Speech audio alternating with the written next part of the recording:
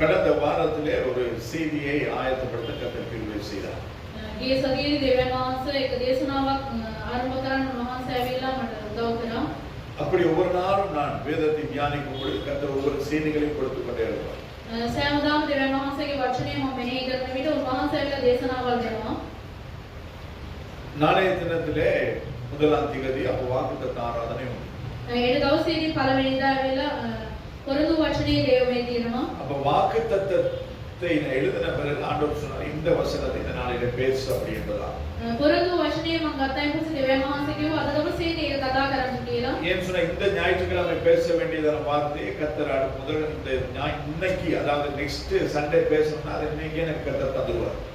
ලබන ඉරිදින කතා කරන්න ඕනේ නම් අද දවසේදී උන්වහන්සේ ඇවිල්ලා මේ වචනේ දෙනවා. வாக்குத்தத்த ஆராதனை அந்த வாக்குத்தத்தத்தை எழுதின பின்பதாக ஆண்டவர் திடீர்னு சொல்லி ஒரு வார்த்தையை தந்தார்.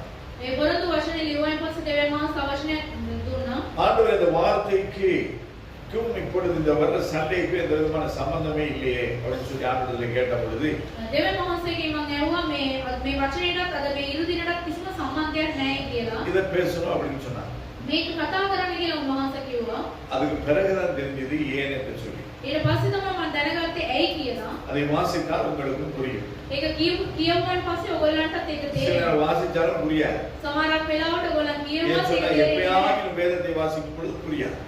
කවදාවත් දවසක් කියවෙන විට ඒක තේරෙන්නේ නැහැ. வார்த்தை வாசிக்கிறது மாத்திரமல்ல வார்த்தையை நாங்கள் சிந்தையில பதிக்க வேண்டியவர்களாக இருக்கிறோம். වචනේ කියවනවා විතරක් නෙමෙයි ඒක අපේ සිතුවිල්ල ඒක තබා ගන්න. தேவனுடைய வார்த்தை அது ஜீவனாய் இருக்கிறது. දෙවියන් වහන්සේගේ වචනේ ඒක ජීවමානයි. மார்க் எழுதின சுவிசேஷம் 14வது அதிகாரம் 26வது வசனம். මාර්ක් 14:24 වෙනි පදය. மார்க் எழுதின சுவிசேஷம் 14வது அதிகாரம் 26வது வசனம். මාර්ක් 14:26. அவர்கள் சோத்திர பாட்டை பாடின பின்பு ஒலிவ மலைக்கு புறப்பட்டு போனார்கள். සිංහලෙන් ඔහු ගීතිකාවක් කලයින් පසු ඔලිව කන්දට පිටත්ව ගියෝය. அவர்கள் சோத்திர பாட்டை பாடின பின்பு ඔහු ගීතිකාවක් ගායනා කලයින් පසු ஒலிவ மலைக்கு புறப்பட்டு போனார்கள். ඔලිව කන්දට පිටත්ව ගියෝය. ஏன் போனார்கள்? ඇයි ගියේ? எதுக்கு போனாங்க? ඇයි ගියේ? ஒலிவ மலைக்கு ஏன் போனாங்க? ඔලිව කන්දට මොකටද ගියේ? சாமி கும்பிடவா? දෙවියන් වඳින්නද? இல்லனா சூரிய உதயத்தை பார்க்கவா? නැත්නම් අරුණෝදය බලන්නද? எதுக்காக? මොනවටද ගියේ? நான் சொன்னேன் வேத வாச்சா தான் புரியும். ඒක තමයි මම කියුවේ දෙවියන් වචනේ කියවුවොත් විතරමයි තේරෙන්නේ. நோ பைபிளை வீட்ல வச்சிருந்தா புரியாது. බයිබලේ ගෙදර තියාගෙන හිටියොත් ඒක තේරෙන්නේ නැහැ. இந்த சம்பவம் මේ සිද්ධිය நான்கு சுவிசேஷத்துல இந்த சுவிசேஷத்துல மட்டும் தான் எழுதப்பட்டிருக்கு. පොතවල අතරේම මේකෙන් තමයි ලියලා තිබෙන්නේ.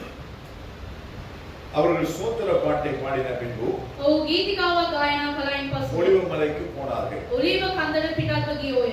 ஏன் ஒலிவ மலைக்கு போனார்கள்? ඇයි ඔලිව කන්දට ගියේ? அங்குதான் ஆண்டவராய் இயேசு கிறிஸ்து பாடுபடுவதற்கு முன்பதாக செபித்த இடம். ඒ තමයි යේසුස් වහන්සේ ඇවිල්ලා උන්වහන්සේ ඇවිල්ලා ඒ දුක් වෙන්නට කලින් යාඥා කළා වූ ස්ථානය. அப்ப மரிக்கிறதற்கு தன்னை ஒப்பு கொடுக்க முன்பதாக මරණයට තමන්ව බාර දෙන්න කලින් ஆண்டவர் என்ன செய்கிறார்? දෙවියන් වහන්සේ කුමක්ද சோத்திர කරන්නේ? பாட்டை பாடுறார். ඒ ගීතිකාවක් ගායනා කරනවා. இன்னைக்கு நம்மால சோத்திர பாட்டு பாட முடியுமா? අපිට ගීතිකාවන් ගායනා කරන්න පුළුවන්ද? வெள்ளம், ගම්වතුර, மழை, වැස්ස, மண் சரிவு, නායයම, எத்தனையோ விதமான இழப்புகள். විපත්ති ගොඩක් තිබුණා කියනවා. மூணு நாளாக என்னுடைய தகப்பனோடும் சகோதரர்களோடும் கூட எந்த விதமான தொடர்பும் கிடையாது. පාලතුමාගේ සහෝදරිය සහ පියත් එක්ක කිසිම සම්බන්ධයක් නැහැ දවස් තුනක්. இருக்கிறாங்களோ இல்லை இருப்பாங்க. ඉන්නවද කියලා දන්නේ නැහැ. இல்லாட்டி பிரச்சனை கிடையாது. කියනත් කමන්නේ. ஏன் என்று சொன்னால் தேவ சித்தம் நிறைவேறுவதற்கு யாரும் எப்பொழுதும் தடையாய் வர முடியாது. දෙවියන් වහන්සේගේ සැලැස්ම ඉෂ්ට වෙන්න කාටවත් ඒකට බාධාවක් වෙන්න බෑ. கர்த்தர் நம்ம இந்த நாளிலே ஜீவனோடு வைத்திருக்கிறார். දෙවියන් වහන්සේ අද වෙනතුරු උන්වහන්සේගේ ජීවිත නතර අපව තබා ஏன் ஜீவனோடு வைத்திருக்கிறார்? ඇයි උන්වහන්සේ ඒව තබා තිබෙන්නේ? இன்னும் கர்த்தர் என்னையும் உங்களை ரட்சித்த நோக்கம் நிறைவேறவில்லை. අද වෙනතුරු ඒ උන්වහන්සේ ගැලවීමේ ඒ අරමුණ ඇවිල්ලා ඉෂ්ට වෙනතුරු அந்த நோக்கம் நிறைவேறும் வரைக்கும் கர்த்தர் நம்மை வைத்திருக்கிறார். ඒ අරමුණ ඉෂ්ට වෙනතුරු උන්වහන්සේ අපව තබා அந்த තිබෙනවා. நோக்கத்துக்கு நேராய் நானும் நீங்களும் நடந்து அந்த நோக்கத்தை நிறைவேற்றினால் பரலோகம் நமக்கு சொந்தமாகும். ඒ අරමුණ අපි ඉෂ්ට කරායින් පස්සේ ස්වර්ග රාජ්‍යය උරුම කර ගන්න පුළුවන්. அல்லது நினிவேக்கு போக வேண்டிய நானும் நீங்களும் தர்சீசுக்கு ஓடி போவோமானால் கர்த்தர் அந்த இடத்திலும் நம்மை சந்திப்பார். ඒ නිනිවේට යන්නා වූ අපි ඇවිල්ලා දර්ශයකට අපි යන විට ඒ ස්ථානට උන්වහන්සේ අපිව அப்ப සම්බන්ධ நாம் தான் கர்த்தர் நமக்கு அழைத்த அழைப்பை நாங்கள் உறுதி செய்து கொள்ள வேண்டும். අපි තමයි උන්වහන්සේ කැඳෙවුවා ඒ කැඳවීම අපි ස්ථිර කරගන්න. சகோதரி கங்கா என்று சொன்னாங்க ஒரு காரியம். සහෝදරී ගංගාවිල එක් කාර්යයක් කියලා තියෙනවා. கர்த்தர் உங்களுக்கு என்ன அழைப்பு வைத்திருக்கிறார் உங்களுக்கு தெரியுமான்னு சொல்லி ஒரு சகோதரி கேட்டாங்க. සහෝදරී ආලා තියෙනවා දෙවියන් වහන්සේ මොකද්ද සැලැස්ම තිබෙලා කැඳවීම තියලා තිබෙන්නේ. அவங்க சொன்னது அந்த காரியம் இப்பதான் நாங்க ரட்சிக்கப்பட்டிருக்கோம் என்னன்னு தெரியாது. දැන් තමයි අපි ගැලවිලා තිබෙන්නේ ඊට තාම දන්නේ නැහැ කියලා. செவிங்க கர்த்தர் உங்களுக்கு காண்பிப்பார் என்று சொன்னார். යාඥා කරන දෙවියන් වහන්සේ පෙන්වයි කියලා அப்ப තියෙනවා. ரட்சிக்கப்பட்ட ஒவ்வொருவரும் தேவனிடத்தில் கேட்கணும் ஆண்டவரே ஏன் என்னை ரட்சி ගැලවීම ලැබුවා වූ එක එක්කෙනා දෙවියන් වහන්සේගෙන් අහන්න ඕනේ ඇයි මාව ගැලවුවේ? உலகத்தில் 800 கோடிக்கும் அதிகமான ஜனங்கள் உண்டு. 800 கோடி 800කටත් වැඩිය සෙනග ඉන්නවා. இலங்கை தேசத்தில் 2 கோடியே 18 லட்சத்துக்கும் அதிகமான ஜனங்கள் உண்டு. අපේ ලංකා දේශයේ ඇවිල්ලා கோடி 1 ලක්ෂ 18ක් වගේ. கம்பா பிரதேசத்தில் 25 லட்சத்துக்கும் அதிகமான ஜனங்கள் உண்டு. ගම්පා ප්‍රදේශයේ ඇවිල්ලා ලක්ෂ 25කට වැඩිය. அந்த 25 லட்சம் ஜனங்களிலே கர்த்தர் ஏன் உங்களையும் என்னையும் ரட்சித்திருக்கிறார். මේ ලක්ෂ 25 උන්වහන්සේ ඔබවයි මාවයි ගලවලා තිබෙන්නේ. ஏதோ சர்ச்சுக்கு போயிட்டு கோயில் மாடுற மாதிரி வர்றது கிடையாது. අපි ඕන කමෙන් චර්ච් එකට ගිහිල්ලා එනවා වගේ නෙමෙයි. அப்படியே கோயிலுக்கு போயிட்டு வர கோயில் மாடுறன்னு சொன்னா என்னைக்காவது பழி கொடுத்துருவாங்க. ඒ கோவிலுக்கு ගිහිල්ලා එන හරක් වගේ නම් අපි කවදාරි පූජා කරනවා. இல்ல நிறைய பாருங்க இந்து கோயில்லாம் பாத்தீங்கன்னா மாடு சுத்தி கட்டிருக்கும் மாடு ஆடுனா கட்டி வச்சிருக்கும். ඒ கோவில் වල බලුවන් පස්සේ එළුවෝ ඒ වගේ හරක් බැනලා තිබෙනවා. ஏன்னா அந்த மாட்டை ஆட்டி கோயிலுக்கு நேர்ந்து விட்டுருவான். ඒ හරක්සා එළුවන් ඇවිල්ලා ඒක බාර දීලා තිබෙනවා. அப்ப என்னைக்கு வேணும்னாலும் அதை எடுத்து வெட்டுறதுக்கு வாய்ப்பு உண்டு. කවදාරි දවසක ආරක් ඒව කපන්න පුළුවන්.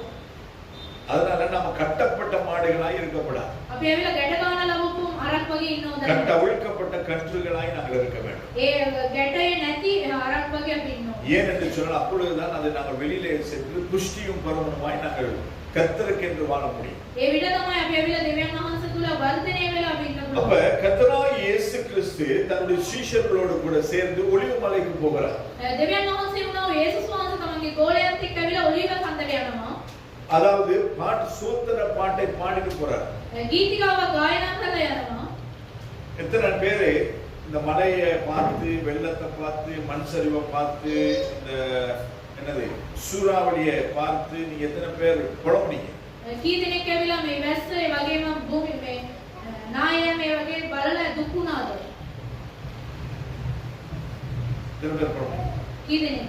ஆனா நிக்கவே மாட்டேங்குது. වැස්ස නවතින්නේම නැහැ. வெளியில காலை வைக்க முடியல. කකුල එළිය තියන්නවත් நீ බෑනේ. காலை வச்சு மட்டும் என்ன பண்ண போற? என்ன சாதிக்க போற?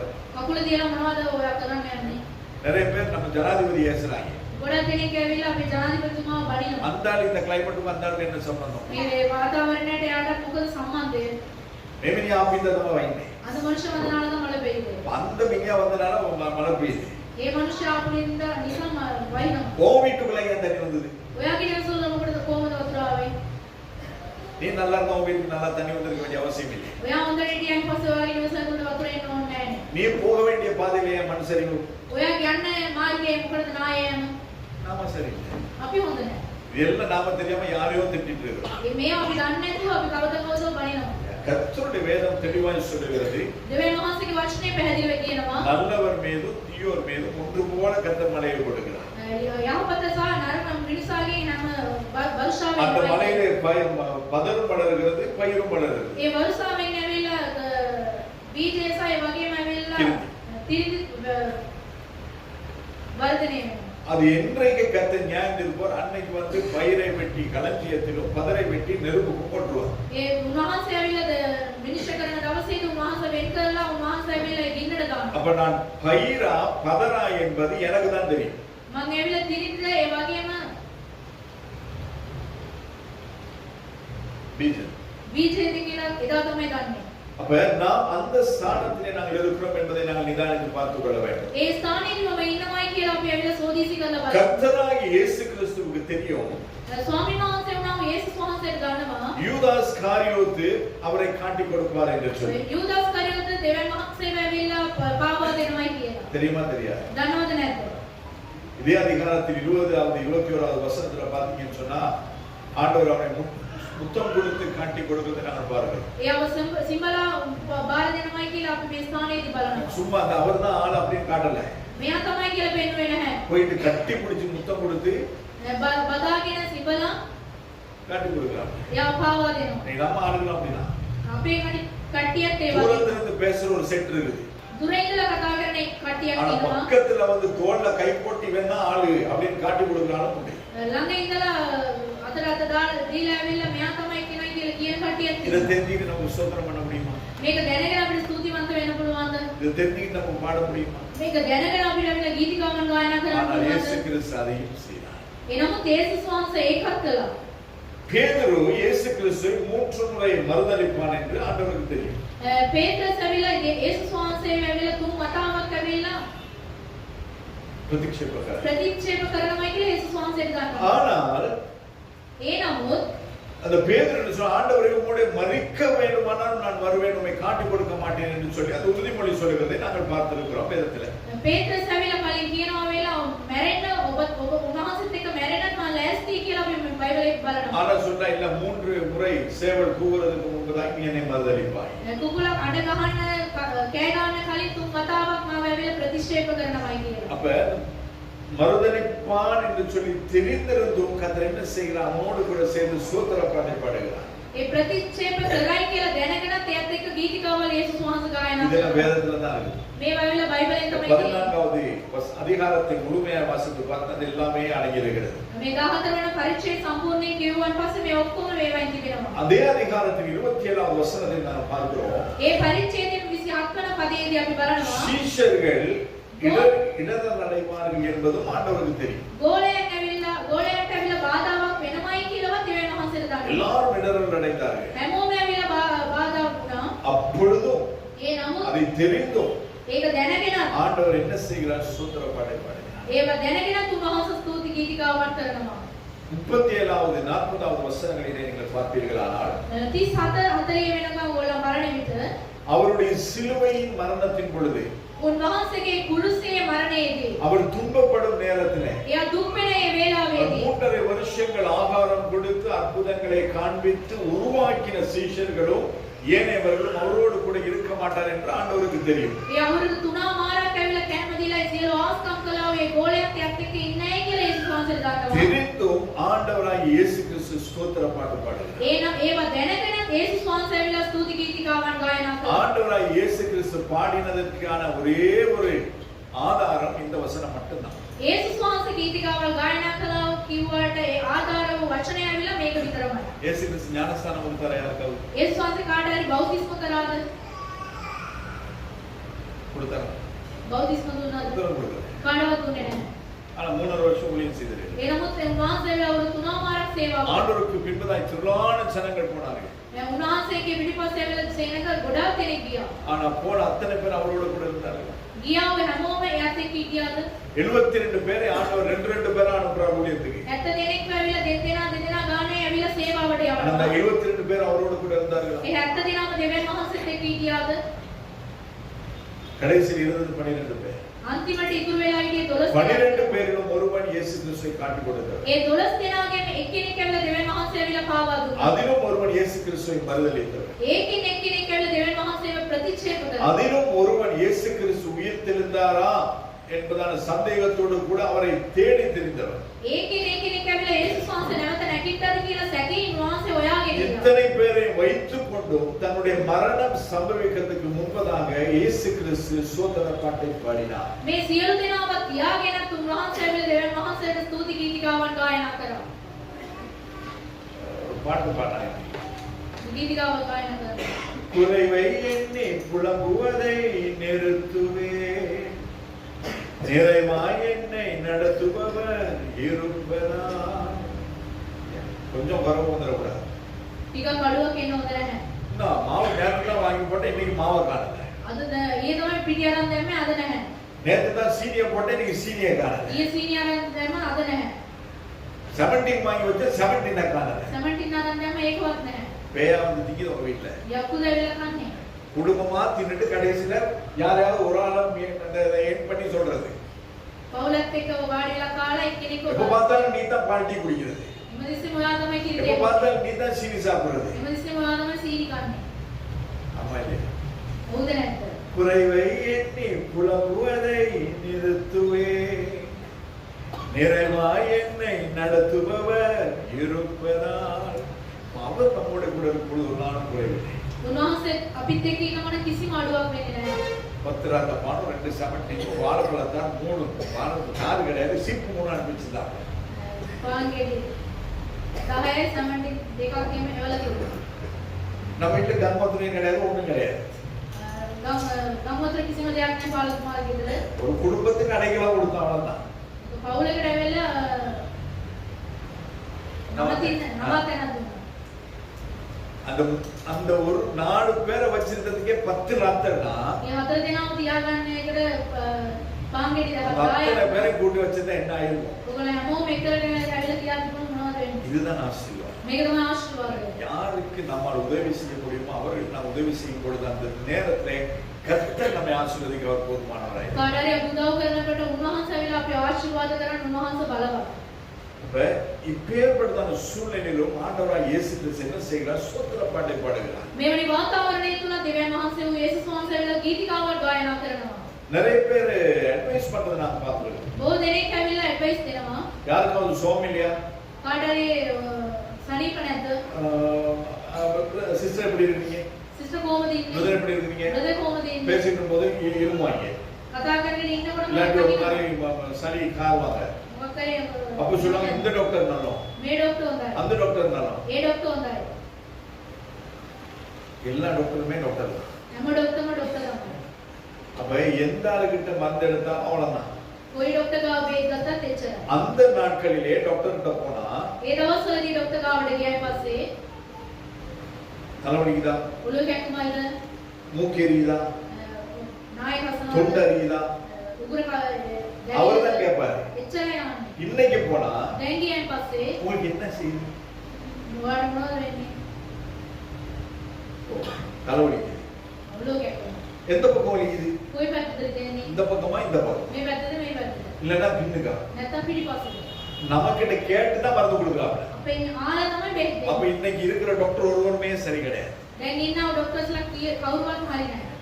இங்க வாங்க, உங்களுக்கு நாம என்ன வச்சு ஜெபம் பண்றோம் ஆண்டவர் சோதனை கொடுப்பார். ඔයගොල්ලෝ ඉන්න ඔයගොල්ලන්ට එලාලේප කරලා යාඥා කරලා දෙවෙනවා හස්තෝදර. உங்களுக்கு வியாதியா ඔයගොල්ලන්ට சபையின் மூப்பர்களை கூப்பிட்டு அவர்கள் வந்து உங்களுக்கு ஜெபம் பண்ணுவார்கள். கர்த்தர் அவருடைய ஜெபத்தை கேட்பார்.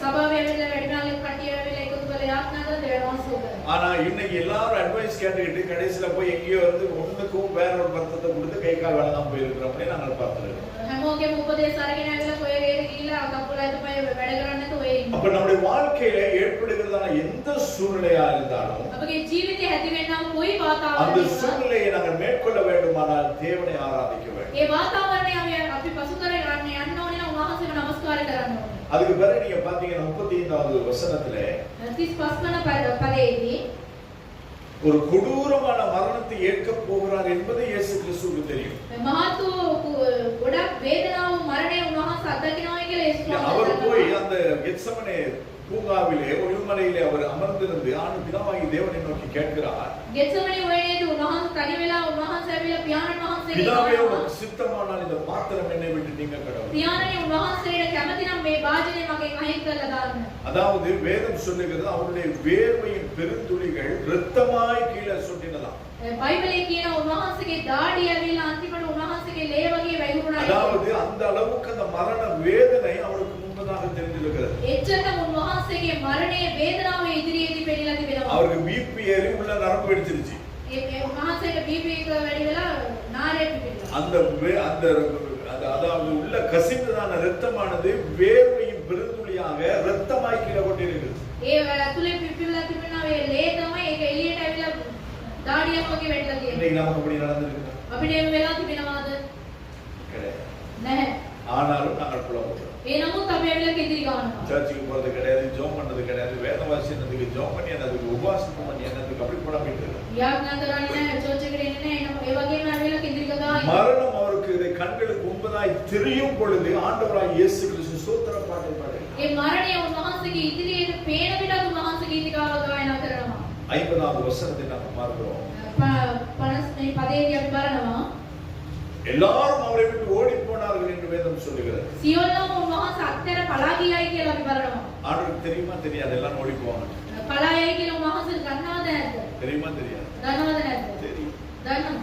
தெரிந்தும் அவர் ஸ்தோத்திர பாட்டை பாடுகிறார். දැනගෙන උන්වහන්සේ ගීතිකාවන් ගායනා කරනවා. நமக்கு மழை வரும் சொல்லி தெரியுமா தெரியாது? වහිනවද කියලා අපිට දන්නවද නැද්ද?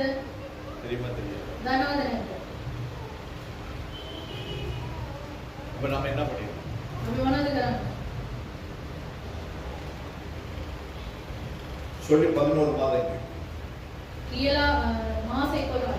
யாராவது ஜோம் பண்ணீங்க, ஆண்டவரே நம்முடைய பிரதேசத்தை காத்துக்கொள்ளுங்க, කවුරුරි යාඥා කරලා තියෙනවා අපගේ ප්‍රදේශය ආරක්ෂා කරගන්න කියලා. என்னுடைய பட்டணத்தை காத்துக்கொள்ளுங்க. මගේ මේ නගරය ඇවිල්ලා ඕක ආරක්ෂා කරගන්න. කවුරුරි යාඥා කරලා තිබෙනවද?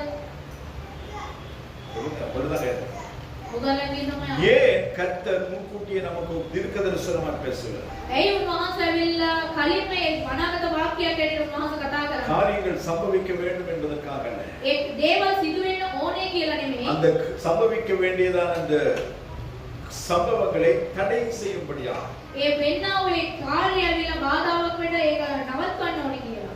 அதுக்காக தான் கர்த்தர் ஏற்கனவே நம்ம சொல்றாரு. ඒක තමයි උන්වහන්සේ ඇවිල්ලා කලින්ම කියන්නේ.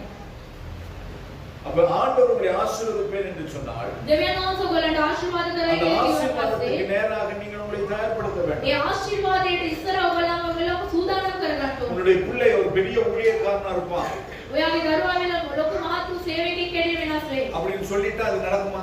එහෙම කිව්වන් පස්සේ ඒක සිදු වෙයිද? நடக்குமா நடக்காதா? සිදු වෙයිද නැද්ද? நடக்குமா நடக்காதா? සිදු වෙයිද නැද්ද? நடக்கும்ன்றோம். සිදු වෙයි කියන කට්ටිය இன்னும் எல்லாரும் ஒரு மாதிரி உட்கார்ந்துருக்கீங்க. நடக்கும். ஆண்டவர் சொன்னா நடக்கும். දෙවියන් වහන්සේ කිව්වොත් ඒක සිදු වෙනවා. எத்தனை பேர் சொல்றீங்க? කී දෙනෙක් කියනවද? நடக்காது அப்படின்னு எத்தனை பேர் சொல்றீங்க? සිදු වෙන්නේ නැහැ කියන කට්ටිය நடந்தாலும் பரவாயில்ல, நடக்காட்டியும் பரவாயில்ல, சொல்ல வேண்டியது சீக்கிரமா சொல்லி ஆராதனை முடியும் அப்படின்னு எத்தனை பேர் சொல்றீங்க? கண்டிப்பா நான் சொல்றேன் நடக்காது. අනිවාර්යයෙන්ම මම කියනවා ඒක සිදු වෙන්නේ නැහැ. இதனாலதான் நாங்க கையே தூக்கல. ඒ හින්දා තමයි අපි අත්විස්සු වෙන්නේ නැත්තේ. நடக்காது. கண்டிப்பா நடக்காது. ඒක අනිවාර්යෙන් සිදු වෙන්නේ නැහැ. ஆண்டவர் ஒரு தீர்க்க தரிசனத்தை சொல்லுகிறார்.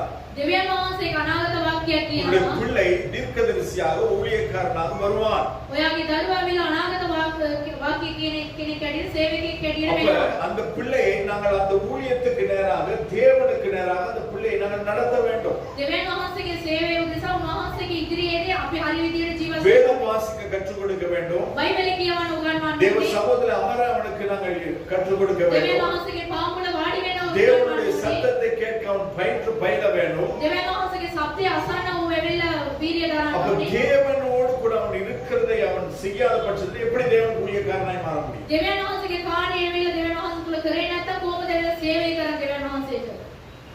அப்ப கர்த்தர் தீர்க்க தரிசனம் சொல்லுகிறது அதற்கு ஏற்ற விதமாய் நாம முன்னேறி செல்ல வேண்டும் என்பதற்காக. දෙවියන් වහන්සේ අනාගත වාක්‍යය කියන්නේ ඒකට උන්වහන්සේ තුල අපි ඇවිල්ලා ගමන් කරන්න ඕනේ කියලා. உனக்கு ஒரு பிரச்சனை வரும். ඔයාට එක ප්‍රශ්නයක් එනවා දෙවියන් වහන්සේ කියනවා. கடந்த வாரத்தில் சகோதரி பவியனோட கூட பேசின பொழுது ගිය සතියේදී පාලකුමාත් එක්ක සහෝදර බොබී කතා நான் කරන இங்க විට ஆலயத்துல உட்கார்ந்து ஜெபம் பண்ணிட்டு இருக்கும்போது சிஸ்டர் ஃபோன் பண்ணாங்க. සභාව ඇතුලේ යාඥා කරනකොට සිස්ටර් කතා நான் කළා. சொல்லிவிட்டான ஒரு சம்பவம். அவங்களும் ஒரு கனவு கண்டிருக்கிறாங்க. அதே நேரத்தில் கர்த்தர் நமக்கு சில காரியங்களை வெளிப்படுத்தினார். அவங்களுக்கு சொன்னோம் இந்த காரியங்கள் சம்பவிக்காதபடிக்கு காத்துக்கொள்ளுங்க. එයා ස්වප්නයක් දැකලා දෙන්නේ වගේම පාලකුමාත් අනාගත වාක්‍ය කියලා දෙන්නේ මේ සිදු වෙන්නේ නැතුව යාඥා அப்ப කරනවා. ஏன் கர்த்தர் முன்கூட்டியே நமக்கு காண்பிக்கிறார்? ඇයි දෙවියන් වහන්සේ කලින් இது මේවා சம்பவிக்க කියන්නේ? போவது அதற்கு நீங்கள் நீங்களாக வேண்டும் என்பதற்கு. මේවා සිදු වෙන්න යනවා මේකෙන් බලපී සිටින්න அப்ப කියලා. அதை காண்பிக்கும் பொழுது ஏற்ற விதமாய் நாங்கள் மாற்றிக்கொள்ளாத பட்சத்தில் கர்த்தர் ஒன்றும் செய்ய முடியாது. අපි ඇවිල්ලා ඒක වෙනස් වෙන්නේ නැතුව සිටියොත් දෙවියන් වහන්සේ කිසිම දෙයක් කරන්න බෑ. அப்ப எல்லாரும் அவரை விட்டு ஓடி போவார்கள் என்று தெரியும். සියල්ලම දෙවියන් වහන්සේගෙන් පලා යනවායි කියලා උන්වහන්සේ ஆனால் දන්නවා. பொழுதும் அவர் ஸ்தோத்திர பாட்டை பாடி ඒ නමුත් උන්වහන්සේ ගීතිකාවක් ගායනා 56வது 58வது வசனங்களில் நீங்கள் வாசிப்பீர்களானால் 56 58 ඔයගොල්ලන් කියවනවා නම් ஆண்டவருக்கு விரோதமாய் பொய் சாட்சிகள் சொல்வார்கள் என்று ஆண்டவருக்கு தெரியும். උන්වහන්සේට විරුද්ධව බොරු සාක්ෂි කියනවායි කියලා උන්වහන්සේ ஏன்னா දන්නවා. ஆண்டவர் எந்த விதமான பாவமும் செய்யவில்லை. උන්වහන්සේ කිසිම පාපයක් කරේ නැහැ. ஆண்டவர் எந்த விதமான துரோகங்களும் செய்யவில்லை. උන්වහන්සේ කාටවත් ද්‍රෝහීකමක් කරේ ஆண்டவர் எந்த නැහැ. விதமான தவறுகளும் செய்யவில்லை. උන්වහන්සේ කාටවත් කිසිම වැරැද්දක් කරේ அப்படி නැහැ. இருக்கும் பொழுது எப்படி அவருக்கு விரோதமாய் பேச முடியும்? එහෙම තියෙනකොට උන්වහන්සේට විරුද්ධව කොහොමද කතා කරන්නේ? ஆனாலும் அவருக்கு விரோதமாய் பேசினார். ඒ නමුත් උන්වහන්සේට විරුද්ධව කතා அவருக்கு කරා. தெரியுமா தெரியாது? දෙවියන් වහන්සේ දන්නවද அவருக்கு නැද්ද? எல்லாம் தெரியும். උන්වහන්සේට සියලු දේ දන්නවා. இன்றைய நாளிலே நமக்கு விரோதமாய் யாராவது பேசும் பொழுது අපිට විරුද්ධව කවුරු හරි කතා කරන විට நாங்க என்ன சொல்றோம்? අපි මොනවද කරන්නේ? நாங்க என்ன செய்வோம்? අපි මොනවද කරන්නේ? உங்களுக்கு விரோதமாய் யாராவது பேசும் பொழுது ඔයගොල්ලන් විරුද්ධව කවුරු හරි කතා කරන நீங்க என்ன විට செய்வீங்க? ඔයගොල්ලන් මොනවද කරන්නේ? இப்படியே தான் உட்காந்துருப்பீங்களா? මේක වාඩි වෙලා ඉන්නේ. கொஞ்சம் இரு. පොඩ්ඩක් அப்ப என்னன்னு கேட்டு வந்தேன். මොකද්ද කියලා අහලා එන්න. இவங்க இப்படியே விட்டா சரி வராது. මේගොල්ලෝ මේ මතරියත් හරියන්නේ නැහැ. கிளம்பி போறோமா இல்லையா? අපි යනවද නැද්ද? சர்ச்சுக்கு ஆராதிக்க வர்றதுக்கு லேட்டு.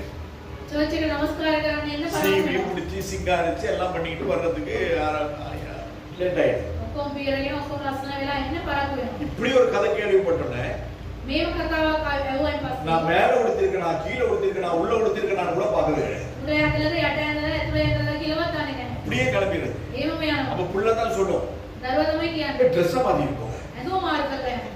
மேல உள்ளதை கட்டிட்டு போங்க, උඩ තියෙන එක ගලවලා යන්න. இல்லைன்னா கீழே ஏதோ போட்டுட்டு போங்க. යට මේක දාගෙන යන්න. இது මොනවටද? நாம சரின்றது நிரூபிக்க போறது. අපි හරිය කියලා අපි ඇවිල්ලා ඒගොල්ලන්ට කියන්න යනවා. ஆனால் நானுடைய வேதம் சொல்லுகிறது, එනමුත් අපි දෙවියන් වහන්සේගේ වචනේ அவர் කියනවා. ஒரு வார்த்தை பேசவில்லை. උන්වහන්සේ එකම වචනයක්වත් කතා කරේ නැහැ කියලා. அவர் யார் ஒரு வார்த்தை பேசல. උන්වහන්සේ කිසිම වචනයක් කතා කරේ නැහැ. அவர் திருப்பி திருப்பி கேட்கிறாங்க, ඒගොල්ලෝ ආයෙ ආනවා. உம்மை விடுதலை செய்ய எனக்கு அதிகாரம் உண்டு என்பது உனக்கு தெரியாதா? ඔයා බේරන්න ඇවිල්ලා මට ඇවිල්ලා බලය තිබෙනවයි කියලා දන්නේ නැද්ද? இன்னொரு ஆப்ஷன் கொடுக்கிறான், තව කාර්යයක් දෙනවා. ஜனங்களிடத்துல கேட்கிறான். සෙනගකින් ஏனென்றால் ஜனங்கள் அவரை குறித்து பேசும் பொழுது ராஜாவுக்கே தெரியுது இவர் ஒரு குற்றமும் செய்யவில்லை என்று. සෙනග කතා කරන විට රජතුමාට දන්න මෙයා කිසිම වැරද්දක් කරේ නැහැ කියලා. நம்மை குறித்து யாராவது அவதூறு பேசும் பொழுது අපි ගැන කවුරු හරි මේ නිකන් කතා அல்லது කරනවා. நம்மை குறித்து யாராவது தவறாக பேசும் பொழுது කවුරු හරි අපි ගැන ඇවිල්ලා වරදවා කතා நாம் කරනවා. நிரூபிக்க வேண்டிய அவசியமே கிடையாது. අපි ඇවිල්ලා ඒක ස්ථීර කරන්න நான் ඕනේ. சரி, என் புள்ள சரி, என் மனைவி சரி, என் கணவன் சரி என்று நிரூபிக்க வேண்டிய அவசியம் இல்லை. මම හරි මගේ දරුවා හරි ස්වාමි පුරුෂයා හරි භාර්යාව හරි කියලා ඒක කියන්න ඕනේ නැහැ. நம்மை நியாயத்திருக்கிற நியாயங்களை கர்த்தர் ஒருவர் மாட்டார். අපි විනිශ්චය කරමු දෙවියන් වහන්සේගේ දෙවියන් වහන්සේ විතරමයි. உலகம் கிடையாது. මේ ලෝකේ නෙමෙයි. எனவே கர்த்தர் இயேசு கிறிஸ்து இதெல்லாம் அறிந்திரும். அவர் விரோதமாக பொய் சாட்சி சொன்ன பொழுதிலும், அவர் அதை அறிந்திருந்த பொழுதிலும், இதெல்லாம் நடக்கும் என்று தெரிந்திருந்த பொழுதிலும் அவர் ஸ்தோத்திர பாட்டை பாடினார். උන්වහන්සේ මේ සියලු දේම දැනගෙන බොරු සාක්ෂි කියනකොට උන්වහන්සේ ඇවිල්ලා ස්තුති ගීතිකාවන් ගායනා பாடிட்டே කරනවා. இருக்க வேண்டியதான், ஸ்தோத்திரம் பண்ணிட்டே இருக்க வேண்டியதான். கர்த்தர் நமக்கு யுத்தம் பண்ணுவார். අපි ස්තුති කර කර ඉන්න ඕනේ දෙවියන් වහන්සේ අප උදෙසා යුද කරයි.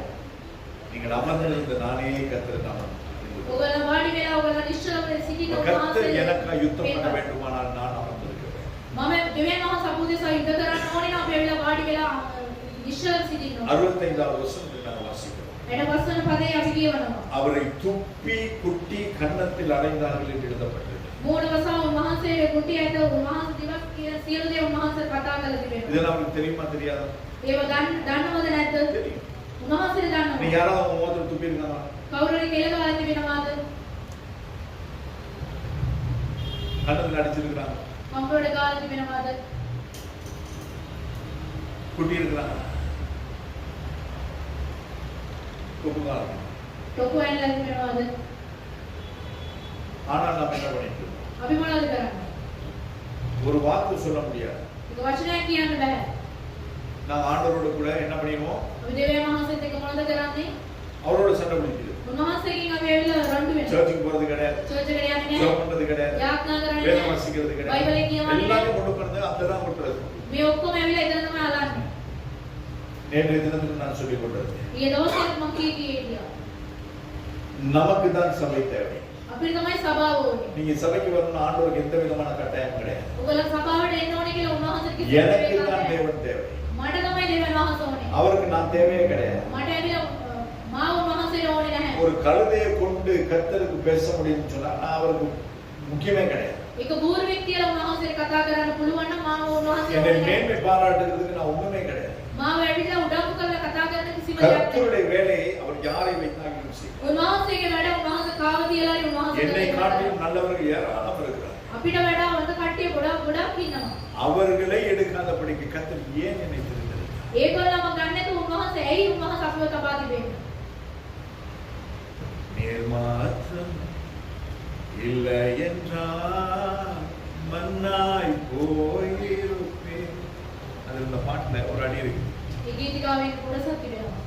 நாங்கள் குப்பையாயிருந்த நம்மை, අපි ඇවිල්ලා කුණුවක් හිටියා. யாருமே ஏற்றுக்கொள்ளாத நம்மை කවුරුත් පිළිගත්තු නැති වුණා අපිව. கர்த்தர் தூக்கி ராஜாக்களோடும் பிரபுக்களோடும் வைத்திருக்கிறார். උන්වහන්සේ උසුලාගෙන උන්වහන්සේ රජවරුන්ගේ ඉදිරියේ උන්වහන්සේ අපිව තබා තිබෙනවා. அந்த தேவன் தான் நமக்கு தேவையோ இல்லையே, அவருக்கு நான் தேவையே கிடையாது. ඒ දෙවියන් වහන්සේ තමයි අපිට ඕනේ, අපි උන්වහන්සේට ඕනේ නැහැ. ஆனால் கர்த்தர் நம்மை நேசிக்கிறார். ඒ නමුත් උන්වහන්සේ අපිට ප්‍රේම அந்த කරනවා. ஒரே ஒரு காரியத்துக்காக ඒ එකම එක කාර්යයක් උදෙසා எனக்காய் உங்களுக்காய் இயேசு கிறிஸ்து ஜீவனை கொடுத்திருக்கிறார். ඔබ උදෙසා මා උදෙසා යේසුස් වහන්සේ උන්වහන්සේගේ ජීවනය அவர் தன் எனக்காய் உங்களுக்காய் இரத்தத்தை சிந்தி நம்மை ரட்சித்திருக்கிறார். ඔබ උදෙසා මා උදෙසා ලේ වගුරලා උන්වහන්සේ ගලවලා அதற்காய் பிதாவாகிய தேவன் இன்னும் பொறுமையோடு கூட நமக்காய் இருக்கிறார். ඒක තමයි පියාණන් වහන්සේ අපි උදෙසා විල ඉවසිලිවන්තකමෙන් ඉන්නේ. அவர் எனக்காய் துப்பப்பட்டு குட்டப்பட்டு அவமானப்படுத்தப்பட்டு இந்த ரட்சிப்பை கொடுத்தது பரலோகத்துக்கு வர வேண்டும் என்பதற்காக. උන්වහන්සේ ඇවිල්ලා උන්වහන්සේ කෙලගාස උන්වහන්සේට ඇවිල්ලා කොටු වෙනලා උන්වහන්සේ සියලුම දේ எல்லாம் அவருடைய வாழ்க்கையிலே நடந்த பொழுதிலும் அவர் என்ன செய்தார்? பிதாவாகிய தேவனை நோக்கி அவர் சோதரப்பட்டார். මේ සියලු දේම උන්වහන්සේගේ ජීවිතයේ වෙලක් උන්වහන්සේ පියාණන් වහන්සේට ඇවිල්ලා ගීතිකාවක් ගායනා எனக்கு කළා. வேலையை செய்ய எனக்கு பலன் தாங்க. ඔබ වහන්සේ යවුවා මේ කාර්ය කරන්න මට බලය දෙන්න. சித்தத்தை செய்ய எனக்கு உதவி செய்யுங்கப்பா. ඔබ වහන්සේගේ සැලැස්ම කරන්න මට උදව් என்னை இந்த කරන්න. பூமிக்கு அனுப்பின நோக்கத்தை நிறைவேற்ற எனக்கு தைரியம் தாங்க, பலன் தாங்க. මේ පොළවට යවුවා මේ කාර්ය සිදු වෙන්න ඔබ වහන්සේගේ බලය දෙන්න. மனப்பதறி நீங்க எனக்கு கொடுத்த இந்த வரங்களினாலும் அதிசயம் செய்கிற அற்புதங்களை செய்கிற அந்த வல்லமைகளினாலும் எதுவுமே எனக்கே நான் செய்யாதபடி என்னை காத்துக் கொள்ளுகிறேன் என்று சொல்லி அவர் சூத்திர பாட்டை பாடுகிறார். මා උදෙසා ඇවිල්ලා කිසිම දෙයක් කරන්න නැතුව අන් අය උදෙසා කරන්න ඕනේ කියලා ඒ ගීතිකාවල් ஆனா ගායනා කළා. சீஷர்கள் என்ன செய்தாங்கன்னா ஒரு சமயத்துல ගෝලයන් මොනවද කරන්නේ? ஆண்டவரே நெருப்பு அனுப்ப அவங்களை எரிச்சிடுவோம் அப்படின்னாங்க. ගින්න යවන්න ඒගොල්ලෝ පුච්චලා දාමුයි කියලා කිව්වා. ஆமாம். අපිත් එහෙම තමයි. ஜெபம் ஆண்டவரே அவன் நாசமா போகணும். ඒගොල්ලෝ ඇවිල්ලා නැති වෙලාම ஆண்டவரே அவன் இல்லாம போகணும். ඒගොල්ලෝ නැති වෙලාම ஆண்டவரே இனி அவங்களை சபை பக்கமே காட்டக்கூடாது. ඒගොල්ලෝ ඇවිල්ලා සභාව පැත්තට වෙන්න හොඳ அப்படி නැහැ. நாம நினைக்கிறோம் ஆண்டவர் நம்மளை தூக்கிடுவார். අපි හිතනවා නමුත් අපි උද වෙනවා සොස්සනවා. இதுதான் கர்த்தருடைய சுபாவம். මේක තමයි දෙවියන් වහන්සේගේ ගුණාංගය. எனவே அவரை எல்லாரும் அந்த அளவுக்கு அவரை அவமானப்படுத்தி நிந்தனை செய்த பொழுது அவர் சோதரப்பட்டார். එච්චරට උන්වහන්සේව ලැජ්ජාවට පත් කරන ඉන්න අපහාස කළා තු උන්වහන්සේ ඇවිල්ලා ගීතිකාවල් ගායනා 21வது වසනத்தை நாம் பார்க்கிறோம். 71 වෙනි පදයේදී අපි බලනවා சபிக்க மாட்டேன் ஆண்டவரே, සාප කරන්නේ உம்மை නැහැ. மறுதலிக்க மாட்டேன் ஆண்டவரே, ඔය ඔබ වහන්සේ මම ඇවිල්ලා உம்முடைய දාතුරු නැහැ නැහැ කියලා உம்முடைய කියන්නේ නැහැ. மரிக்கவும் நான் ஆயத்தமா இருக்கிறேன் என்று சொன்னவன் ඔබ වහන්සේත් එක්ක මම දිවි පුදන්නත් කියන්න කියලා කිව්වා ඔය அவனை කියලා. தெரியாது එයාව දන්නේ என்று නැහැ. சொல்லி அவனை சபிக்கவும் එයාව දන්නේ නැහැ කියලා சத்தியம் සත්‍යයන් பண்ணவும் தொடங்கினான் வேதத்தில் பார்க்கிறோம். දිවුරන්නත් එයා ගියයි කියලා අපි බයිබලයේ බලනවා. இயேசு கிறிஸ்துவை அவன் கடிந்து கொண்டான் என்று நாங்கள் பார்க்கிறோம். යේසුස් වහන්සේට ඇවිල්ලා විරුද්ධව කතා කරයි කියලා අපි බලනවා. விருந்தவனவே அவர் தரவட்டுவர். තරවටු කරයි කියලා අපි බලනවා. நீர் சாப்பிடாத ஆண்டவரே, ඔබ වහන්සේ මැරෙන්න හොඳ නැහැ நீ කියලා. உமக்கு இப்படி நேரக்கூடாத ஆண்டவரே ඔබ වහන්සේට මේ සිද්ධ அப்படின்னு වෙන්න சொல்லி හොඳ නැහැ. பேதுரு இயேசு கிறிஸ்துவை தனியாக கூட்டிட்டு போயிட்டு திட்டுன ஒரு மனுஷன் தான் பேதுரு. යේසුස් වහන්සේ තනියම එක්වරකට ගිහිල්ලා තරවටු කරපු එකෙක් තමයි පේතුරු. அதாவது இயேசு கிறிஸ்துவுக்கும் பேதுருவுக்கும் அந்த அளவுக்கு ஒரு உறவு இருந்திருக்கிறது. යේසුස් වහන්සේට පේත්‍රසට එච්චර නෑකමක් තිබුණා. அப்பேற்பட்டதான பேதுரு இவனை தெரியாது என்று சொல்லி அவனை சபிக்கவும் தொடங்கினான் என்று பார்க்கிறோம். එච්චර හොඳ වුණේ පේත්‍රස් ඇවිල්ලා උන්වහන්සේව ඇවිල්ලා දන්නේ නැහැ කියලා ශාප කළා. இதை ஆண்டவர் ஏற்கனவே சொல்லி வைத்தார். ඒක උන්වහන්සේ කලින්ම කියලා තියෙනවා. இது எல்லாம் தெரிந்த பொழுதிலும் ஆண்டவர் அவர் சோதரப்பட்டார். මේ සියලු දේවල් දැනගෙන උන්වහන්සේ ඇවිල්ලා දෙවියන් වහන්සේට ගීතිකාවක් ගායනා කළා. 15வது வசனத்திலும் 15வது அதிகாரம் 20வது வசனத்தை நான் வாசிக்கும் பொழுது පාලසන පරිච්ඡේදය 20 අපි බලන විට இயேசு கிறிஸ்து பரியாசம் பண்ணப்பட்டு යේසුස් වහන්සේ ඇවිල්ලා පාවා දෙන විට பரியாசம் பண்ணப்பட்டு, அதாவது நக்கல் பண்ணி கேலி பண்ணி அப்படி பண்றது උන්වහන්සේ උදාසන කරන විට பண்ணி அவருடைய வஸ்திரங்களையும் அவர்கள் கலட்டினார்கள். උන්වහන්සේගේ වස්ත්‍රය ඇවිල්ලා ඒගොල්ලන් ගැලෙව්වා. யாராவது நமக்கு அப்படி பண்ணி இருக்காங்க? කවුරු හරි එහෙම කළා තිබෙනවද අපිට? யாருமே කවුරුත් එහෙම කරලා නැහැ.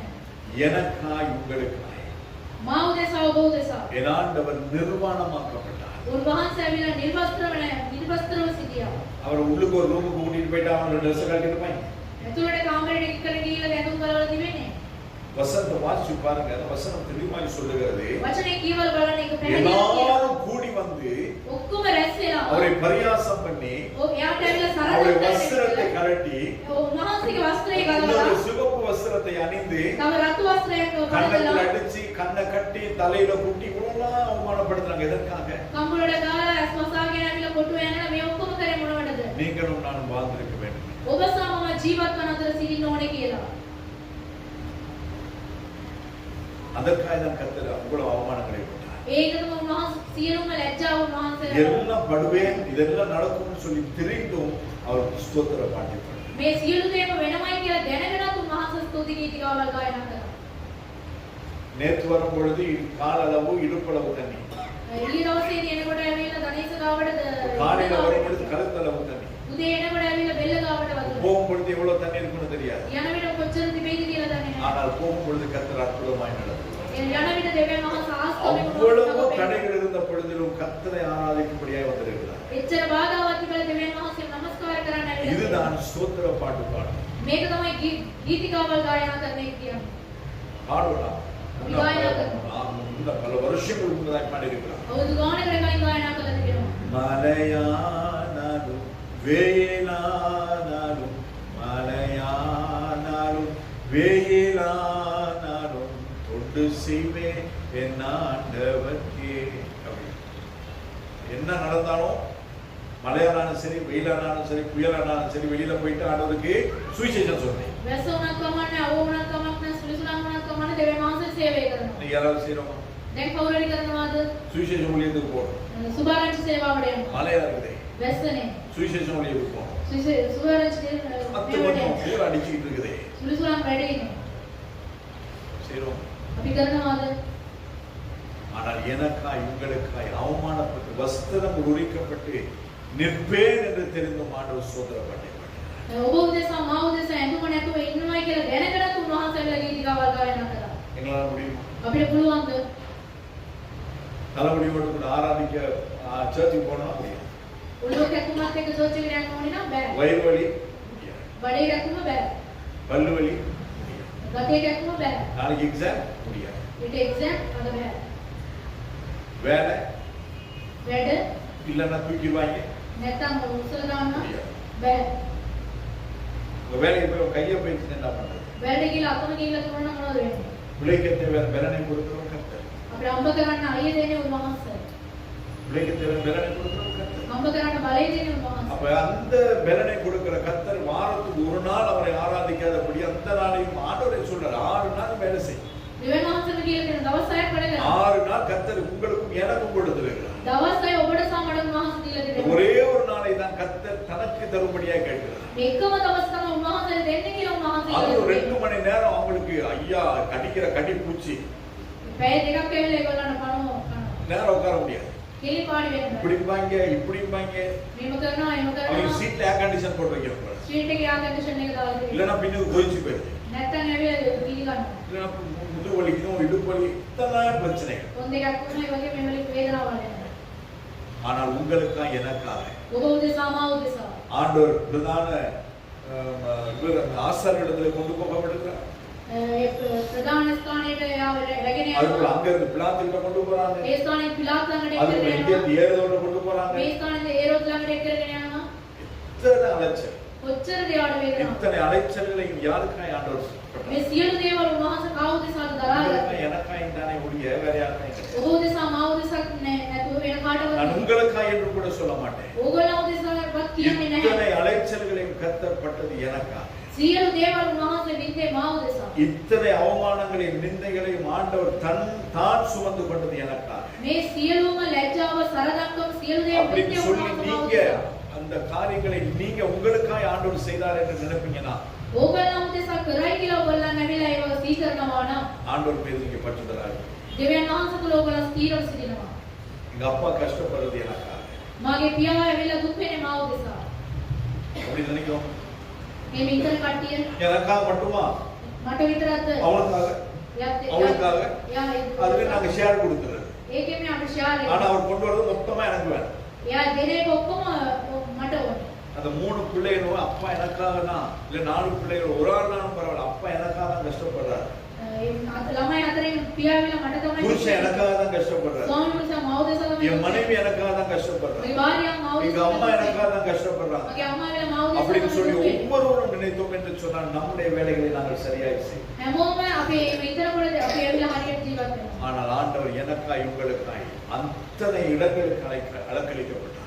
උන්වහන්සේ ඇවිල්ලා ඔබ උදෙසා මා උදෙසා සියලුම වේදනාව උන්වහන්සේ දරාගත්තා. கடைசியா 15:34 நீங்க பார்த்தீங்கன்னு சொன்னா 15:34 අපි බලන්නේ. கடைசி ஆண்டவராய் இயேசு கிறிஸ்து அவரை பார்த்து பிதாவாகிய தேவனை பார்த்து சொல்றார், යේසුස් වහන්සේ ඇවිල්ලා අන්තිමට පියාණන් වහන්සේව බලලා කියනවා. பிதாவே பிதாவே ஏன் என்னை கைவிட்டீர்? පියාණනි පියාණනි ඇයි මාව උන්වහන්සේ உலகம் உண்டாகாததற்கு முன்பதாகவே මේ ලෝකේ ඇවිල්ලා මැවෙන්න பிதாவாகிய කලින් தேவனோடு கூட பரலோகத்தில் இருந்த என் ஆண்டவர் පියාණන් වහන්සේත් එක්ක හිටියා වූ මාගේ දෙවියන් වහන්සේ. அவருக்கென்றும் அவருக்குள்ளும் அவருக்காகவும் எல்லாம் சிருஷ்டிக்கப்பட்டது என்று வேதம் சொல்லுகிறது. එයා තුල එයාගෙන් ඇවිල්ලා සියලු දේම මැවුණයි කියලා இத்தனையும் உண்டாக்கி கொடுத்த அவருடைய ஒரே பேரான குமாரன் මේ සියලු දේම ඇවිල්ලා දුන්නා වූ ඒක ජාතක පුත්‍රයා. என்னையும் உங்களையும் ரட்சிக்கும்படியாக ඔබව සමාව ඇවිල්ලා ගලවන්න පිණිස. தன்னை அவர் ஒப்பு கொடுத்த பொழுது තමව උන්වහන්සේ බාර දුන්නායින් පස්සේ பிதாவாகிய தேவனுடைய கண்கள் அவருக்கு மறைக்கப்பட்டது. පියාණන් වහන්සේගේ දෙවියන් වහන්සේගේ net ඇවිල්ලා යාව සංගවලා තිබුණා. இவ்வளவு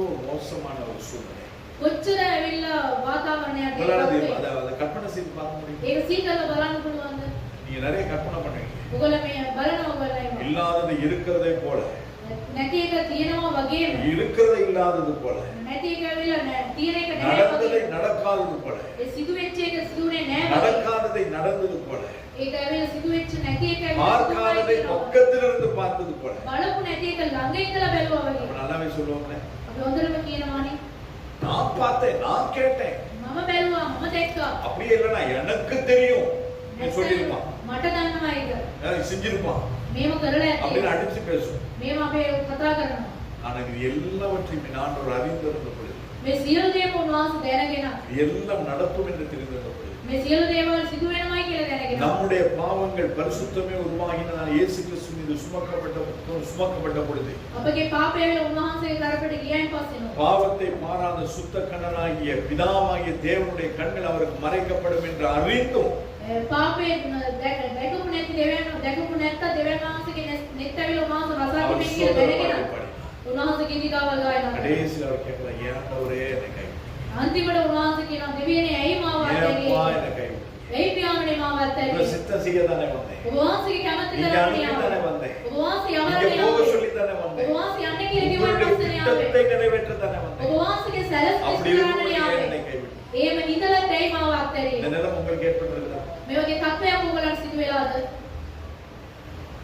அம்மா தர மாட்டேன்னா அப்பாவோட சொல்லி வாங்கிக்கிறது. අම්මා දෙන්නේ නැත්නම් තාත්තගේ ඉල්ල කොහමද? அப்பா தர மாட்டேன்னா அம்மாவோட சொல்லி வாங்கிக்கிறது. තාත්තා දෙන්නේ නැත්නම් කොහමද අම්මගේ ரெண்டு ඉල්ල? பேருமே இல்லைன்னா நாமா போய் எடுத்துக்கிறது. දෙන්නම නැත්නම් ඒවල අපිම ගිහලා අර ගන්නවා. ஆனா ஆண்டவர் வேற ஆப்ஷனே கிடையாது. දෙවියන් වහන්සේ කිසිම කාර්යයක් වෙන දෙයක් ஆனா නැහැ. உங்களுக்கா எனக்கா இந்த ஜீவனை கொடுத்து ඔබ උදෙසා මා උදෙසා උන්වහන්සේගේ ජීවිතයම දීලා තියෙනවා. எல்லாம் தெரிந்த பொழுதிலும் මේ සියලු දේවල් දැනගෙන சோதரப்படும் ස්තුති ගීතිකාවල් ගායනා කරලා තිබෙනවා. விசித்தத்தை நான் செய்கிறேன். ඔබ වහන්සේගේ කැමැත්ත කරනවා පියාණන්. அனுப்பின வேலையை நான் முடிக்கிறேன். මේ යවුව කාර්යය මම ඉවර කරන්න. எத்தனை பேர் அந்த அந்த அந்த மனதோட ඊදෙනෙක් ඒ සිතුවිල්ලෙන් සිටිනවාද? தாவீதை பார்த்தீங்கன்னா දාවීද් බැලුවායින් පස්සේ எல்லா நேரத்திலும் கர்த்தர் அவனை ஸ்தோத்திரித்தார். හැම කාර්යයම උන්වහන්සේට ස්තුති කරා. சங்கீதங்களின் புத்தகம் 34வது அதிகாரத்திலே ගීතාවලින් 34 அந்த அடைப்பு குறிப்புல இருக்கிறது யாருமே வாசிக்கிறது கிடையாது. මේ වරාක් ඇතුලේ තියෙන එක කවුරුත් කියවන්නේ නැහැ. நாம கீழே தான் வாசிக்கிறோம். අපි පස්සේ තමයි කියවන්නේ. கர்த்தரை நானே காணத்தும் ஸ்தோத்திரிப்பேன் அவர் துதிய வாயில் இருக்கும் அப்படின்னு ஆரம்பிச்சு வாசிக்கிறோம். ස්වාමීන් වහන්සේව නමස්කාර කරනවා එම් කියලා 34வது அதிகாரத்திலே இருக்கிற அந்த அடைப்பு குறிப்புல இருக்கிறது யாராவது வாசிச்சிருக்கீங்களா எப்பயாவது? 34 වෙන්නෝ යා වරහන් ඇතුලේ තියෙන එක අපි කවදාවත් කියවලා எத்தனை තිබෙනවා. பேர் வாசிச்சிருக்கீங்க? இப்போ வாசிக்காதீங்க. දැන් කියවන්න එපා. எத்தனை பேர் வாசிச்சிருக்கீங்கன்னு தானே? ඊදෙනෙක් කියවලා තියෙනවද කියලා තමයි අහන්නේ. எத்தனை பேர் வாசிச்சிருக்கீங்க? இதுக்காவது கை தூக்கினா சந்தோஷப்படுறது. நான் வாசிச்சிருக்கேன். මම කියවලා තියෙනවා. எத்தனை பேர் வாசிச்சிருக்கீங்க? ඊදෙනෙක් කියවලාද? ஒரு பைபிளையும் வாசிக்கலையோ? இன்னைக்காவது வாசி. சத்தம் வாசி.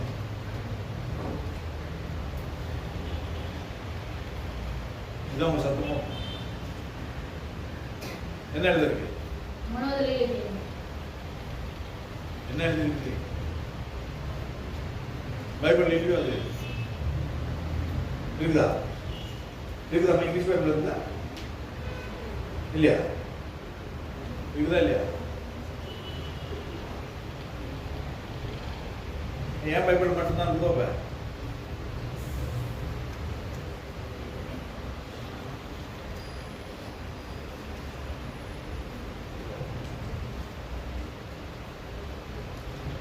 ஆண்டவா, உங்களோட எப்படி நான் வாழ்றதோட எனக்குலாம் தெரியாது.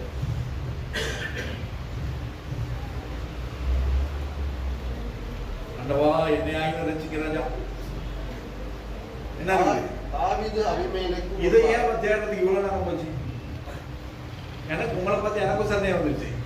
இத்தனை தரம் வாச்சு, இத்தனை வருஷம் வாச்சு, எனக்கும் சந்தேகம் வந்துச்சு இருக்குதோ இல்லையோ அப்படின்னு. வாசிங்க. தாவீது அபிமெலேக்கு முன்பாக வேஷம் மாறின போது அவனால் துரத்தி விடப்படுகையில் பாடின சங்கீதம். பாட முடியுமா உங்களுக்கு? இப்படி கீதிகாவ காயன කරන්න පුළුවන්ද? அப்பாவை கொல்றதுக்கு மகன் ஆள் அனுப்புறான், ஆள் அப்பாவை கொல்றதுக்கு தேடுறான். அபிமெலேக்கு தாவீதுடைய மகன். තාත්තාව ඇවිල්ලා මරණ පිණිස ඇවිල්ලා දාවීදගේ පුතාව අබිමෙලෙක් ඇවිල්ලා හොයනවා. முடியுமா உங்களுக்கு? උගලන්ට පුළුවන්ද? பெத்த பிள்ளை அப்பாவை கொல்றதுக்கு தேடுறான்.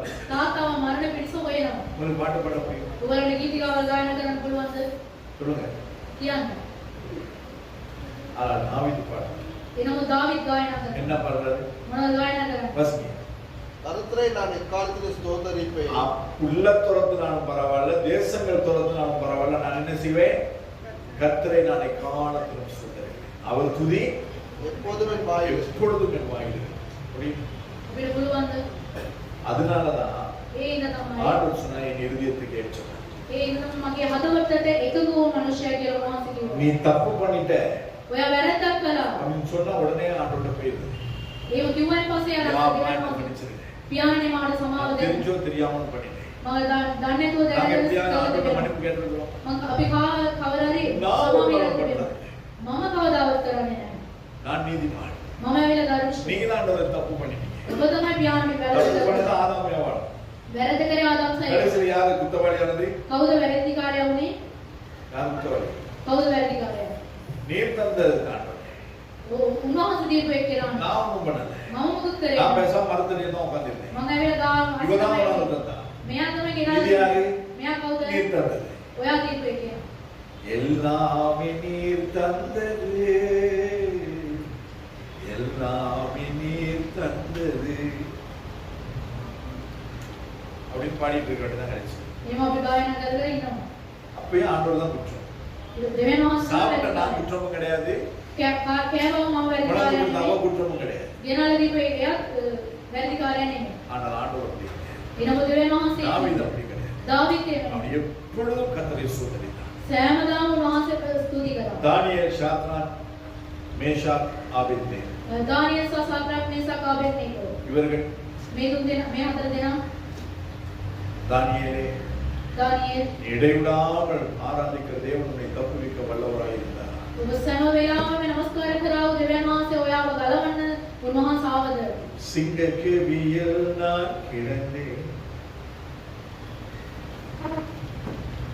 அங்கதான் கர்த்தர் நம்மோடு இருக்கிறார். සිංහ ගුහාවේ හිටිය උන්වහන්සේ අපිත් එක්ක ඉන්නවා.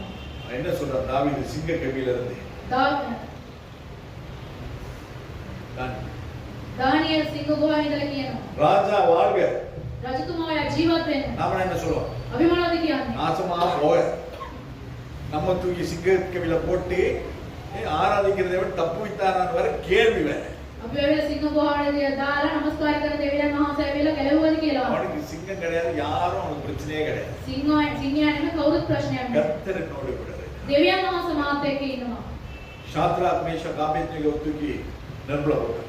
සාත්‍රාක් මේසක් ආබේද්නේගෝ ගින්නේ දානවා. கர்த்தர் எங்களை தப்புவித்தாலும் தப்புவிக்காமல் போனார். උන්වහන්සේ අපිව ගැලෙව්වත් නැදුවත් அவரை தவிர நாங்க வேற யாரையும் பண்ண மாட்டோம். උන්වහන්සේ හැරෙන්න වෙන කාවවත් අපි නමස්කාර කරන්නේ இன்னைக்கு நாம නැහැ. அப்படி செய்றோம்.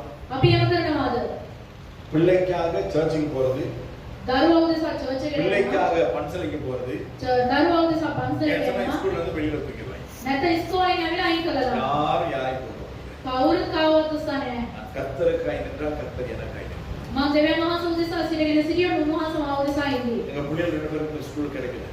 දරුවන්ට ඇවිල්ලා ඉස්කෝලයක් ඕනේ නැහැ. ஏன் பாஸ்டர் பிள்ளைங்க அவங்க ஸ்கூலுக்கு சேர்த்தா ஸ்கூலை கெடுத்துருவாங்க. පාස්ටර්ගේ ළමයි ඇවිල්ලා ඉස්කෝලේට ගියන් ஏன்னா පස්සේ பாருங்க, ஒரு ඉස්කෝලේ பாஸ்டர் பிள்ளைக்கு ஸ்கூலே எவ்வளவு பயப்படுது. පාස්ටර්ගේ දරුවන්ට ඇවිල්ලා ඉස්කෝලෙන් බය වෙනවා. சென்ட் ஜோசப் என்ன பார்த்து பயந்துருக்குது. පාස්ටර් දැකලා සන් ජෝසප් බය වෙලා ඉන්නවා.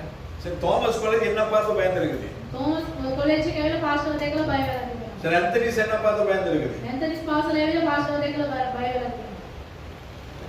இந்த பிரின்சிபல் பார்த்து பயந்துருக்கிறார். प्रिन्सिपल බලලා බය වෙලා ඉන්නවා. அந்த ரிஜிஸ்ட்ரார் பார்த்து பயந்துருக்கிறார். ඒ රෙජිස්ටර් ආයෙලා බය වෙලා ஏன் ඉන්නවා. என் பிள்ளைய ஸ்கூலுக்கு போட்டா ஸ்கூலே கெட்டு போயிடும். දරුවා වෙල ඉස්කෝලේට යනකොට ඉස්කෝලේ යන්නේ නාස් වෙනවලු. எப்படி කොහොමද? பிள்ளைய படிச்சுதான் இருக்கேன். දරුවා දෙකලා ඇවිල්ලා හොඳට ඉගෙනීම நேத்து ලබා. இங்கிலீஷ்ல ஒரு வார்த்தை கேட்டா அவன் நல்ல ஒரு பதில் சொன்னான். ඉංග්‍රීසියෙන් ඇහුවෙන් පස්සේ හොඳ උත්තරයක් දුන්නා. அவரோட கூட படிச்ச அவனுடைய சிநேகிதத்தை கேட்டா அவரும் சொன்னான். එයාත් එක්ක ඉගෙන ගත්තා. அந்த அளவுக்கு பிள்ளைய படிச்சிருக்காங்க. උච්චරණ මෙයා ඉගෙනීම ලබා දෙනවා. ஏன்னு சொன்னா இதுவரை நம்ம பிள்ளைய படிக்காம උච්චරණ ඒගොල්ලෝ ඉගෙනීම ලබලා නැහැ. படிச்சு லண்டன்ல இருந்து சர்டிபிகேட் வாங்கி வச்சிருவாங்க. ලන්ඩන් එකේ සර්ටිෆිකේට් එකක් තරම් තිබුණා. கர்த்தர் பிள்ளைகள் கர்த்தரால் போதிக்கப்படும். දරුවන් දෙවියන් වහන්සේ දෙන්න උරුමයි. நாங்கள் எல்லா சூழ்நிலைகளிலும் தேவனை ஸ்தோத்திரிக்க வேண்டும் ஒழிய அவரை நாங்கள் தூஷிக்க முடியாது. හැම වාතාවරණය තුළම උන්වහන්සේට ගීතිකාවල් ගායනා பவுலும் කරලා சீலாவும் சிறைச்சாலையில் இருந்தார்கள்.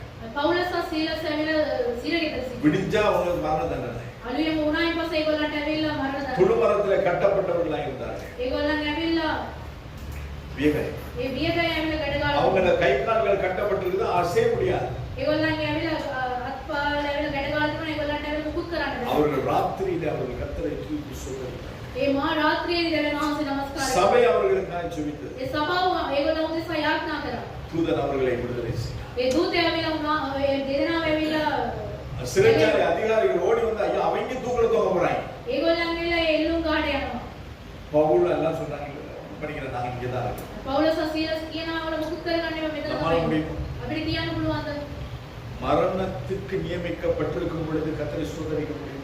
ඒ මරණයට අපි ඇවිල්ලා සුදුසු සයිඩේ ඉන්නකොට දෙවියන් වහන්සේ නමස්කාර කරන්න පුළුවන්. பவுலுக்கும் சீலாவுக்கும் முடியுமானால் உங்களுக்கும் எனக்கு முடிய வேண்டும். පවුල් සහ සීලස්ට පුළුවන් නම් අපිටත් පුළුවන්. இஸ்ரவேல் ஜனங்கள் வனாந்தரத்திலே நடந்து வருகிறார்கள். ඉස්රායෙල් සෙනග ඇවිල්ලා වනාන්තරේ ගමන් කරමින් ඉන්නවා. உடாய்த்து போயிருக்கிறார். ඒගොල්ලන්ට ඇවිල්ලා පිපාසයි. வனாந்தரம் சொன்னா எப்படி இருக்கும்னு சொல்லி அங்க போய் வந்தவங்களுக்கு தெரியும். ඒ වනාන්තරේ කියන්නේ කොහොමද තිබෙනවද කියලා மத்திய கிழக்கு කියන්න. நாடுகளில் இருக்கிறது. ඒ දේශවල වල තිබෙනවා. அதாவது இங்க இருந்து பார்த்தா கண்ணுக்கு எட்டுற தூரம் வரை ஒண்ணுமே இருக்காது. මේ ඉඳලා බැලුවායින් පස්සේ ඇයට බලන දොරේදී කිසිම දෙයක් නැහැ. காணல் நீர் மட்டும் தான் தெரியும். ඒ වතුර වගේ පේන කාර්යය විතරමයි පේන්නේ. அந்த வனாந்தரத்திலே ඒ වනාන්තරේ இஸ்ரவேல் ஜனங்களுக்கு முன்பதாக அவர் ஒரு தம்புருவை எடுத்துக்கொண்டு பாட ஆரம்பித்தார் என்று நான் பார்த்தேன். ඉස්රායෙල් සෙනග කට්ටිය ඇවිල්ලා ඔක්කොම ගීතිකාවල් ගායනා කරන්න සූදානම් நம்மை වෙලා எகிப்தின் கைக்கு நீங்களாக்கி ரட்சித்த தேவன் நம்மை கானான் தேசத்துக்கு கொண்டு சேர்த்தார். ඒ මිස්රයේ ගලේව දෙවියන් වහන්සේ ඇවිල්ලා ඒ කානාන් දේශයට අපිට அந்த එන්නේ. பாலான் உலகத்திலிருந்து நம்மை ரட்சித்த தேவன் நம்மை பரலோகத்துக்கு கொண்டு சேர்த்தார். මේ ලෝකෙක ඇවිල්ලා ගලවලා ගත්තා වූ දෙවියන් වහන්සේ ස්වර්ග රාජ්‍යයට අපිට එක්තරේ. வெள்ளம் வந்தாலும் பரவாயில்ல, புயல் வந்தாலும் பரவாயில்ல. புயலுக்கு என்ன பேரு? වංගතරාවක් කමන්නේ. என்ன பேரு? என்ன பேரு? சொல்லுங்க, எனக்கு தெரியாதான் கேட்கறேன். இவனுக்கு எதுவுமே சொல்லக்கூடாது. சொன்னா அதுக்கு பிறகு ஏதாவது ஒரு பிரச்சனை வரும்னு நினைக்கிறீங்களா? கண்டிப்பா வரும். சொல்லுங்களேன்.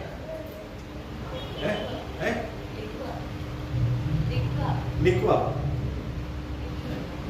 டிக்வா திக்வா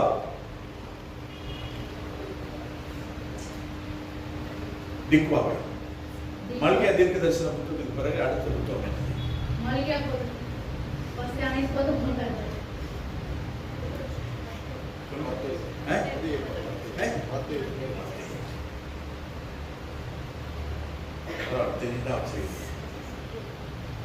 இந்த புயலால் நம்ம எதுவுமே செய்ய முடியாது. මේ සුලිසු මොනක් කිසිම දෙයක් අපිට කරන්න බෑ. மரணத்துக்கு முன்பதாக சோதர பாட்டை பாடின கர்த்தராகிய இயேசு கிறிஸ்து ඒ මරණ මැදේ ස්තුති ගීතිකාවල් ගායනා කරව යේසුස් அவர் වහන්සේ. ஜீவனோடு கூட இருந்தார். උන්වහන්සේ ජීවතුන් අතර இந்த නැගිටිනවා. பிதாவாகி தேவனுடைய வலது பக்கத்தில் பெற்றிருக்கிறார்.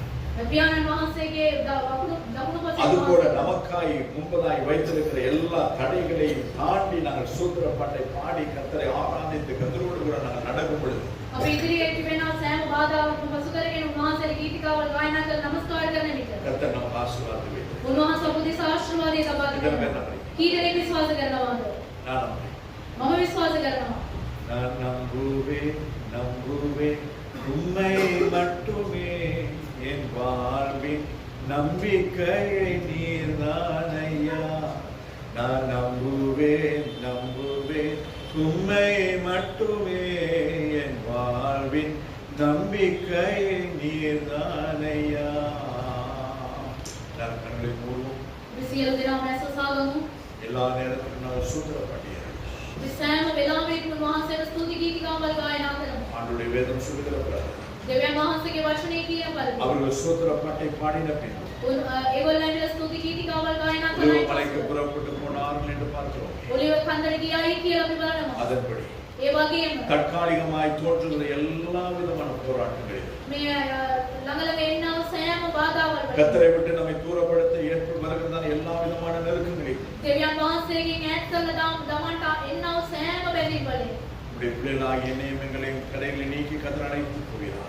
ඔබ වහන්සේගේ දරුවන් වුණා වූ මාවද මේ සියලු දෙනා උන්වහන්සේ කැඳවාගෙන යනවා. எல்லா சூழ்நிலைகளையும் ஸ்தோத்திர பாட்டை பாடி සෑම වාතාවරණය තුලින්ම ஆண்டவரை ගීත மோசேயை ගායනා சந்தித்த மலை, පියාණන් මෝසෙස් දැක්කා වූ ඒ කන්දේ தீர்க்கதரிசிகளோடு கூட பேசின மலை, යමාගත වතුරුන්ගේ කතා කළා වූ கடைசி நாளிலே வந்து காப்பதிக்க போகிறதான மலை, උන්වහන්සේ අන්තිම කාලයේදී උන්වහන්සේගේ පාදයේ තබනා වූ ඒ කන්දේ எனக்காய் பிதாவாகி தேவனிடத்திலே பரிந்து பேசின மலை, මා උදෙසා පියාණන් වහන්සේත් එක්ක කතා කළා වූ ඒ කන්දේ உலகமாய் மோசேயோடு கூட பேசின மலை, ඒ මුහුණට මුහුණ මෝසෙත් එක්ක කතා කළා වූ ඒ அந்த மலையிலே කන්දේ நான் பேசி ඒ කන්දේදී මම உம்மை කතා துதித்து කරලා ஸ்தோத்தரித்து ஆராதித்து ඔබ වහන්සේව ස්තුති කරලා ආண்டවරේ නමස්කාර වරු කරන්න. பொழுது උන්වහන්සේ එන විටදී உமக்கு முதாய் நிற்க தகுதியுள்ளவர்களா ඔබ වහන්සේ ඉදිරියේදී මම என்னையும் எங்களை கத்தனை பாதுகாத்து நடத்தும்படியா මාවද මගේ පවුලේ කටේ සියලු දෙනා ඔබ எங்களுடைய වහන්සේ கரத்திலே தாழ்த்தி ஒப்பு கொடுக்கிறோம். ඔබ වහන්සේගේ ඉදිරියේදී අපි යටහත් කරලා வார்த்தையை මාන கேட்ட කරනවා. உங்கள் பிள்ளைகள் ஒவ்வொருவரும் වචනය වූ ඔබගේ දරුවෝ எப்பொழுதும் සියලු உம்மை දෙනාගේ துதித்து ஸ்தோத்தரித்து ආராதிக்கிறோம். සෑම කාලයකම උන්වහන්සේව ස්තුති කරලා நீர் ගායනා மாத்திரம் எங்கள் කරන්න வாழ்க்கையில் උදව් කරනවා. உயர்ந்திருப்பீரா. ඔබ වහන්සේ පමණක් අපගේ ජීවිතයේදී උන්වහන්සේ උසස් වෙන්න இயேசு கிறிஸ்துவின் மூலமாய் பிதா. ඒසුස් වහන්සේගේ නාමයෙන් පියාණනේ. ஆமென்.